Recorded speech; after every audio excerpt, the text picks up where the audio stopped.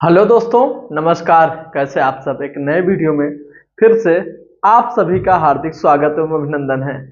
दोस्तों, आज हम लोग सीख रहे हैं कक्षा 10वीं की गणित 4.2 के बारे में हम लोग पढ़ने जा रहे हैं, जो आपका है द्विघात समीकरण।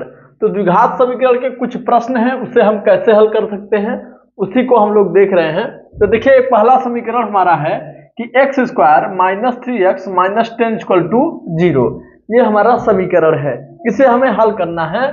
तो देखिए, हल करने के लिए क्या करेंगे, ये आपका एक्स स्क्वायर, ठीक। अब देखिए, गुणा करने पर 10 आ जाना चाहिए और घटाने पर 3 आ जाना चाहिए। तो ऐसी दो संख्याएं लें कि उनको घटा दें आपस में तो वो 3 हो जाए, ठीक, और उनका आपस में गुणा कर दे तो 10 हो जाए। तो आप जान रहे हैं कि 5 गुणते 2 इक्वल टू 10 होगा, और 5 में से 2 घटाएंगे तो कितना होगा, 3 होगा। तो यही दो हमारी संख्याएं हैं। तो ये एक्स स्क्वायर हुआ। अब यहाँ पर हम करेंगे 5x माइनस 2x, ठीक, और माइनस 10 इक्वल टू 0। अब कोष्टक को खोल देंगे तो हो जाएगा एक्स स्क्वायर माइनस, ये हो जाएगा 5x माइनस माइनस से प्लस 2x और माइनस 10 इक्वल टू 0। ये हो गया। अब हम इसे हल करते हैं। ये और ये, इन दोनों में देखिए दो दो हमारे जोड़े बन गए हैं। इन जोड़ों में हमें कॉमन लेना है। तो कॉमन इस तरह से लिया जाता है कि जो दो हमारे पद हैं, दोनों पदों में ऐसी संख्या या ऐसी चर या अचर राशि कॉमन लेंगे जो दोनों में मिलते हों।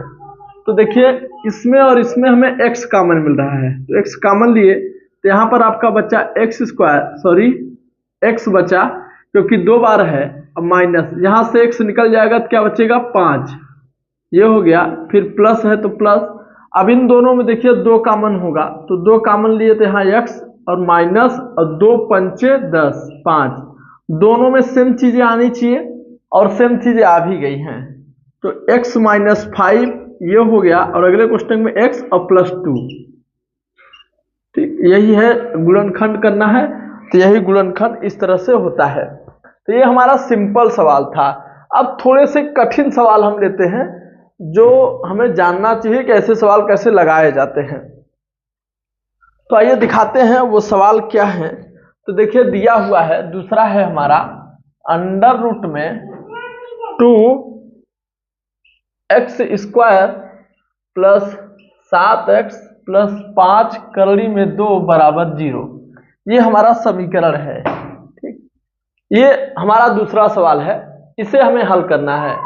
Under root 2x square plus 7x plus 5 करड़ी में 2, ठीक, इसे हल करना है। अब देखिए, गुणा करने पर कितना आना चाहिए, तो इसका इसमें हमेशा गुणा किया जाता है। तो 5 करड़ी 2 में हम 2 का गुणा करेंगे तो कितना हो जाएगा, 5 करड़ी से करड़ी हटा 2 हो जाएगा, अर्थात 10। गुणा करने पर 10 आना चाहिए और जोड़ने पर कितना आना चाहिए, 7। जोड़ने पर 7, तो 5 धन 2 बराबर 7 हो गया, और 5 गुणते 2 बराबर 10 हो गया। तो यही हमें करना है। तो वो संख्या कौन सी है, 5 और 2। तो चलिए देखते हैं कैसे हम ले पाते हैं। तो अंडर रूट में 2x स्क्वायर प्लस, यहाँ पर हम 2x लिख दे रहे हैं, प्लस, अब इधर का लिखेंगे 5x, ठीक, इसको मिटा दे रहे हैं, और फिर प्लस ये है 5 करड़ी में 2। 5 2 धन 5 बराबर 7। चाहे इसको इधर लीजिए चाहे इसको इधर, कोई दिक्कत नहीं है, मगर इधर लेने पर थोड़ा सा कॉमन लेने में आसानी होगी, ठीक। तो चलिए हम लोग इसको हल करते हैं। अब देखिए, इस और इस संख्या में क्या कॉमन होगा।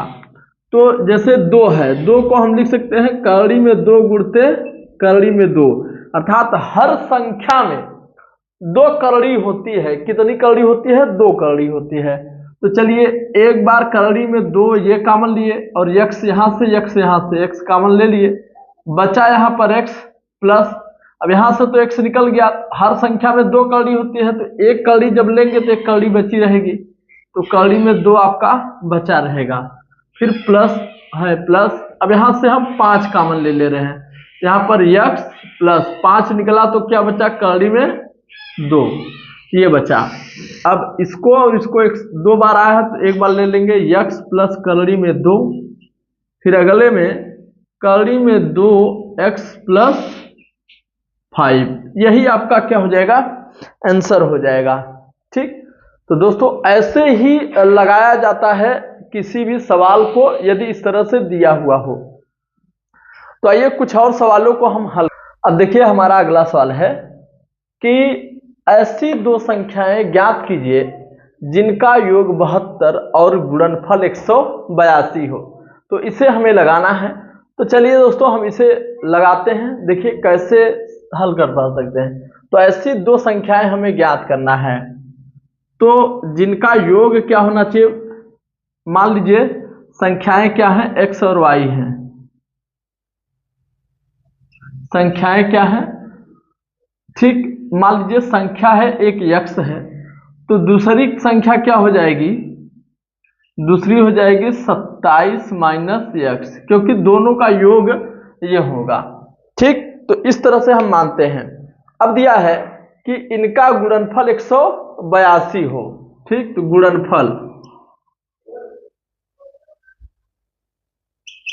गुणनफल क्या हो, 182 हो। पहली संख्या x गुणते दूसरी संख्या 27 माइनस x बराबर 182। तो दोस्तों यहां तक तो आपको समझ में आ रहा होगा। तो चलिए आगे लगाते हैं। अब x का गुणा कर देते हैं इसमें, तो x का 27 में गुणा करेंगे तो 27x माइनस एक्स स्क्वायर बराबर 182।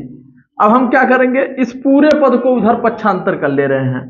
तो पक्षांतर करेंगे तो ये माइनस है, उधर जाएगा तो प्लस में हो जाएगा, अर्थात एक्स स्क्वायर, और ये प्लस में है तो उधर जाएगा तो माइनस हो जाएगा। तो माइनस का 27x प्लस 182 इक्वल टू 0। अब देखिए ये हमारा द्विघात समीकरण बन गया। अब जब द्विघात समीकरण बन गया है तो अब हमें इसे क्या करना है, हल करना है। हल इस तरह से करना है कि गुणा करने पर 182 आ जाए और जोड़ने पर 27। ठीक, तो इस तरह से हल करना है। अब देखिए कैसे करेंगे।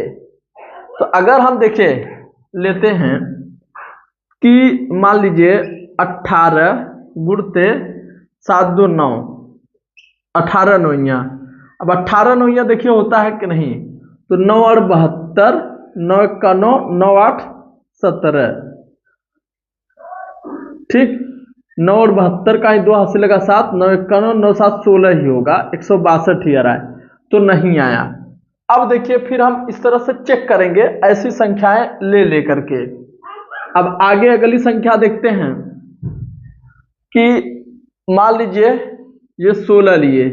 ठीक, अब गुणते 16 गुणते 11 करेंगे तो भी नहीं होगा, 17 दहम्मा 170 ही होगा। अब और हम देखते हैं, ये लेते हैं 14 गुणते 7 6 13। ठीक, तो अब करते हैं, तो 13 चौका 52 का 2। ठीक, और उसके बाद हासिल लगा 5, 13 का 13, 13 5 18, कितना आ गया 182। तो हमें इसी तरह से सोच सोच करके संख्या करनी पड़ती है, क्योंकि कहीं पर ये डायरेक्ट ऐसे लिखा या फिर इस तरह से आप नहीं कर पाएंगे। अगर बड़ी संख्या ऐसे आ रही है तो इस तरह से सोचेंगे। जैसे हमने 14 लिया, अब 27 में से 14 घटाएंगे तो कितना आएगा 13, अर्थात 14 और 13 का गुणा करके देखेंगे क्या 182 आ रहा है। अगर आ रहा है तो सही है, नहीं तो फिर से हम ऐसे अंदाज करके लगाते हैं। तो चलिए अब हल कर लेते हैं। एक्स स्क्वायर माइनस, ठीक, अब देखिए क्या करेंगे, 14x प्लस 13x और प्लस 182 इक्वल टू 0, माइनस खोल देंगे तो X square minus 14x minus 13x plus 182 equal to 0, ये हो गया आपका। ठीक, अब हम इसमें कॉमन लेंगे, तो यहाँ पर x कॉमन लिए तो x माइनस 13 और माइनस x माइनस 14 होगा, माइनस 13 कॉमन लेंगे तो फिर यहाँ पर देखिए x, फिर माइनस काल से मारा माइनस होगा, 13 14 में कितना होगा 182। ठीक, अब इसे हम देख लेते हैं इधर, तो x माइनस 14 एक कोष्टक में, क्योंकि 2 बार आया है, और अगले कोष्टक में x माइनस 13 हो जाएगा। x माइनस 13, ठीक। अर्थात x माइनस 14 बराबर 0, x बराबर 14 और x माइनस 13 बराबर 0 रखेंगे तो x बराबर क्या आ जाएगा 13, ठीक। अर्थात एक संख्या 14 होगी और एक संख्या 13, चाहे जो ले लेंगे, ठीक। एक संख्या 14 लेंगे तो 27 में से 14 घटाएंगे तो 13 होगा। इसी तरह से हमने माना हुआ है, तो जो संख्याएं हैं वो क्या क्या आएंगी, एक 14 आएगी और एक 13 आएगा। तो चलिए दोस्तों, हमने आज की क्लास में सीखा है गुणनखंड कैसे करते हैं और कोई दिया हुआ हो और उसे कैसे समीकरण बनाते हैं, समीकरण बना करके कैसे हल करते हैं। इन दो चीज़ों को हमने सीखा है। वीडियो दोस्तों आप लोगों को अच्छा लगे तो लाइक करिए, शेयर करिए और चैनल पर नए हो तो चैनल को सब्सक्राइब जरूर करिए। मिलते हैं हम अगले क्लास में।